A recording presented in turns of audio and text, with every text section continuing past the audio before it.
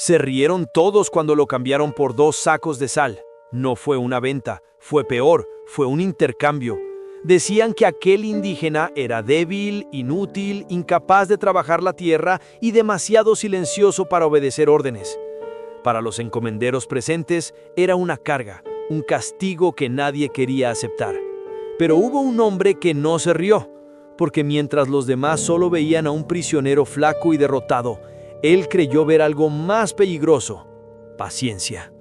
La escena ocurrió a finales del siglo XVII, en una plaza polvorienta del virreinato de la Nueva España. El sol caía implacable sobre los techos bajos y las miradas cansadas de los indígenas capturados en una reciente redada. Eran parte del sistema de encomiendas, oficialmente protegidos y evangelizados, pero en la práctica esclavos, sin cadenas visibles.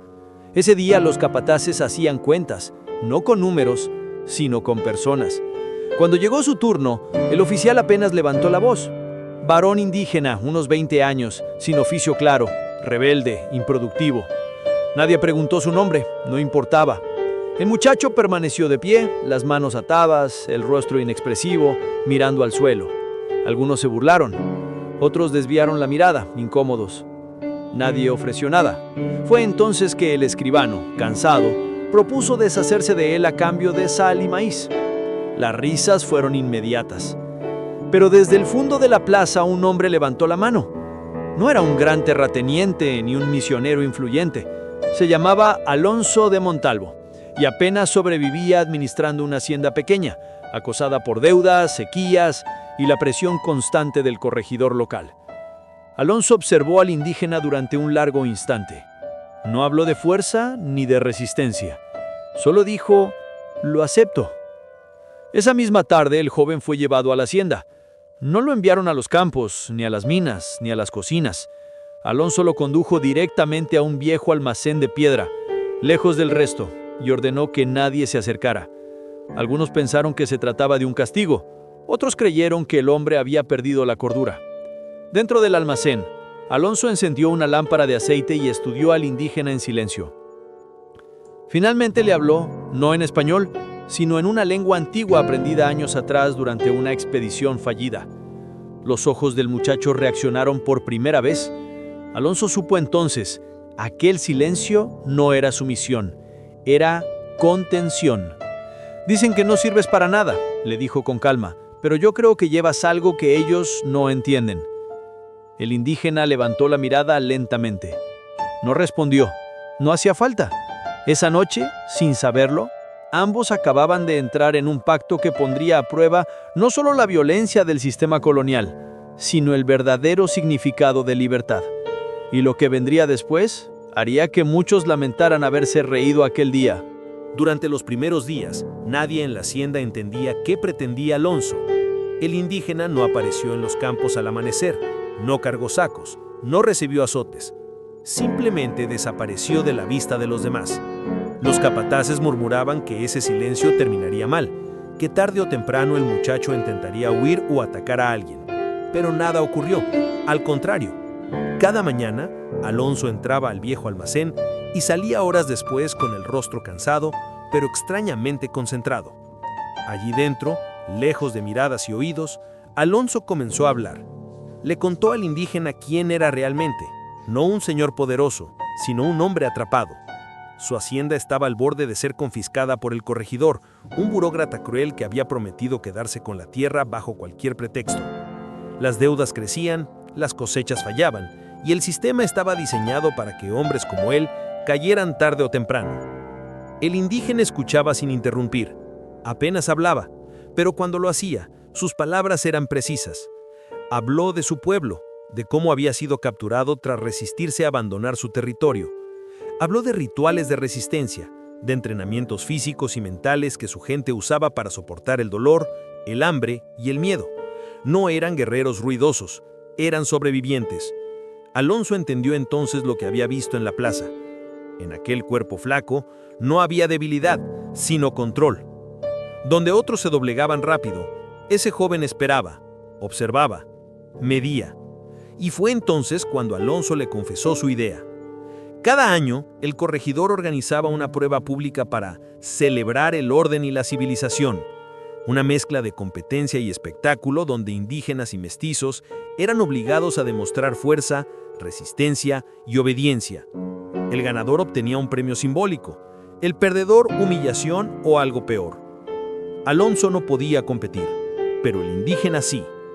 No sería una lucha abierta ni una rebelión, sería una demostración estratégica, una victoria imposible que obligaría al sistema a reconocer algo que no quería aceptar.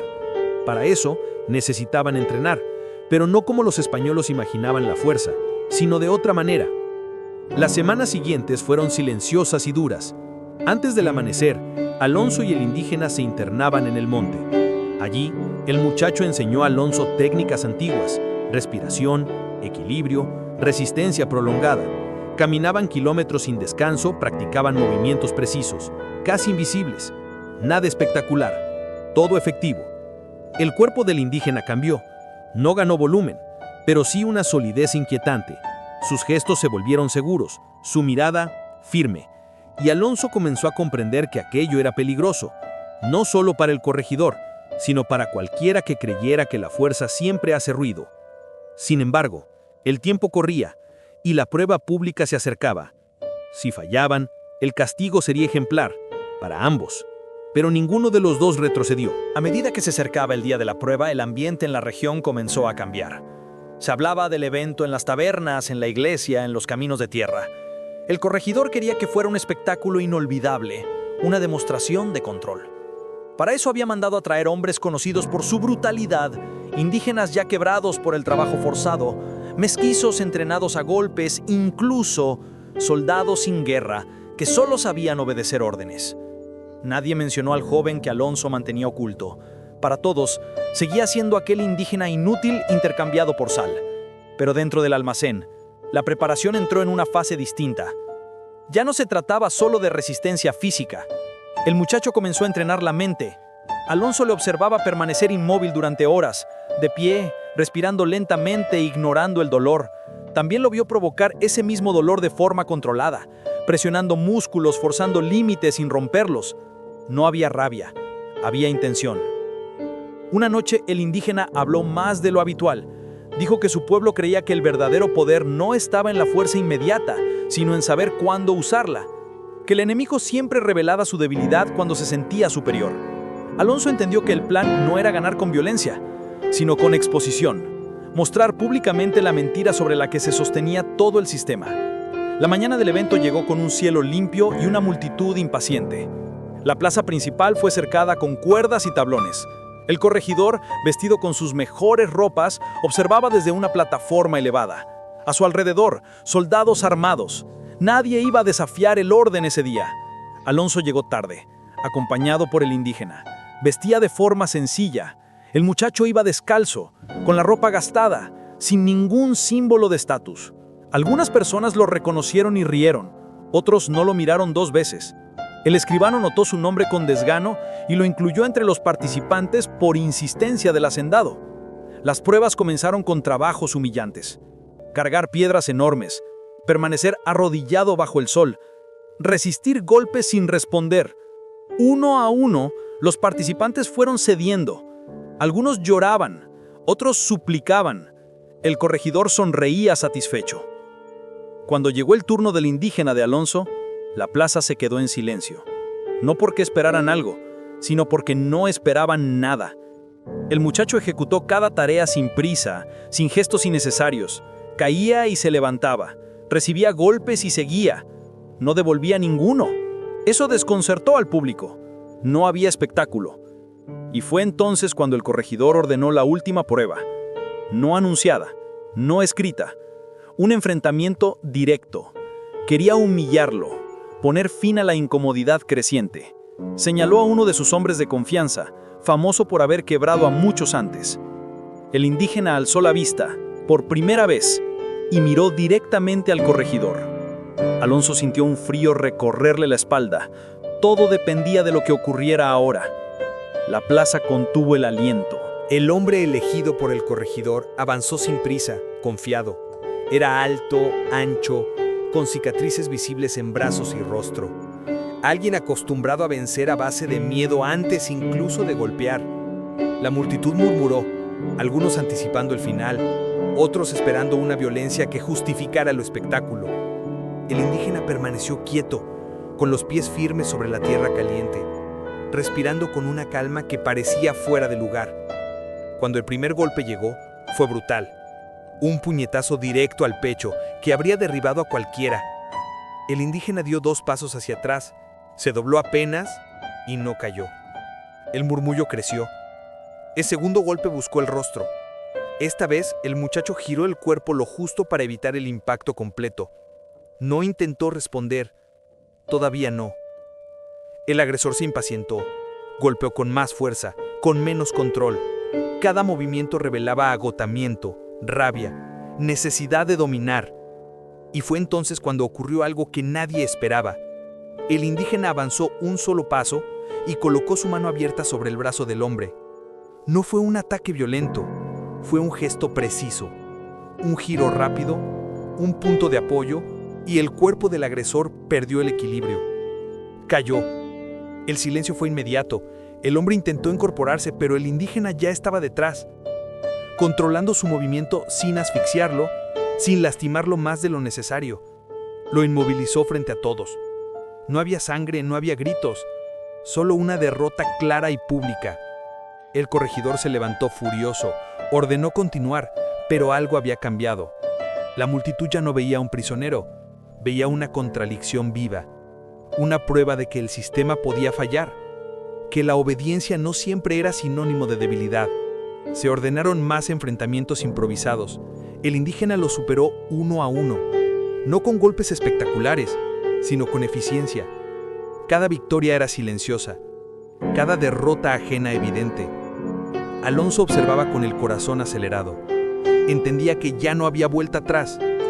El muchacho estaba ganando algo más que una prueba. Estaba exponiendo una mentira histórica. Finalmente, el corregidor se vio obligado a declarar un vencedor. Lo hizo con mala gana, con palabras cuidadas. Anunció que el indígena sería reconocido por su resistencia. No pronunció la palabra libertad. No se comprometió a nada más. Pero el daño estaba hecho. La gente comenzó a murmurar entre sí. Algunos evitaban la mirada del corregidor, otros observaban al indígena con una mezcla de respeto y temor. Alonso dio un paso hacia adelante y habló, con la voz firme. Exigió que se cumpliera la promesa implícita del evento, que se reconociera públicamente el mérito del vencedor, que se le concediera algo más que sobrevivir. Durante un instante pareció que todo terminaría en violencia. Los soldados tensaron las armas. El corregidor calculó, y en ese cálculo midió el riesgo. Castigar al indígena en ese momento podía generar algo peor. Con el rostro endurecido, concedió lo mínimo indispensable. El indígena sería liberado de la encomienda de Alonso. No sería castigado, no ese día. Pero lo que nadie entendía todavía era que esa concesión cambiaría mucho más de lo que el corregidor imaginaba.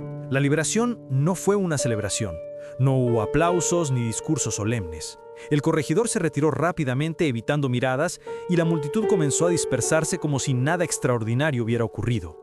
Pero muchas personas se fueron con una incomodidad difícil de nombrar. Habían presenciado algo que no encajaba en el orden que les habían enseñado a aceptar. Alonso regresó a su hacienda esa misma noche, junto al indígena. No hablaron durante el camino. Ya no era necesario. Ambos sabían que lo ocurrido en la plaza los había colocado en una zona peligrosa. El muchacho ya no era propiedad, pero tampoco era realmente libre. La región no perdonaba a quienes exponían sus grietas. Días después, comenzaron los rumores, que el indígena era peligroso, que sabía cosas prohibidas, que lo mejor era mantenerlo lejos. Alonso entendió el mensaje implícito, usó los pocos contactos que tenía y consiguió documentos falsos, permisos vagos, cualquier papel que sirviera para ganar tiempo. Finalmente, una madrugada sin luna, ayudó al muchacho a marcharse hacia el sur, lejos de caminos vigilados y nombres conocidos. Nunca volvieron a verse. Sin embargo, la historia no terminó ahí. Décadas más tarde, en un archivo olvidado de un convento, un escribano encontró una serie de registros extraños. Menciones dispersas de un indígena que enseñaba a otros a leer símbolos, a resistir el dolor, a no quebrarse. No lideraba rebeliones abiertas, no atacaba. simplemente enseñaba. Cambiaba personas una a una, lo suficiente para que el control nunca volviera a ser absoluto. Alonso murió años después, endeudado pero en paz, en una cama sencilla. Entre sus pocas pertenencias encontraron una nota breve, escrita con letra torpe pero firme. No llevaba firma, decía solo: el silencio también puede ser una forma de fuerza. Gracias por escuchar cuando nadie más quiso escuchar. Hoy, cuando miramos hacia atrás, esta historia incomoda porque no es heroica en el sentido tradicional. No habla de grandes batallas ni de victorias totales. Habla de algo más difícil de aceptar. Que incluso dentro de los sistemas más opresivos, hay momentos en los que una sola persona ignorada y despreciada puede revelar la mentira que sostiene a todo un orden. Tal vez por eso nunca nos contaron historias como esta, porque obligan a preguntarnos algo incómodo, incluso hoy. ¿Cuántas veces seguimos confundiendo silencio con debilidad?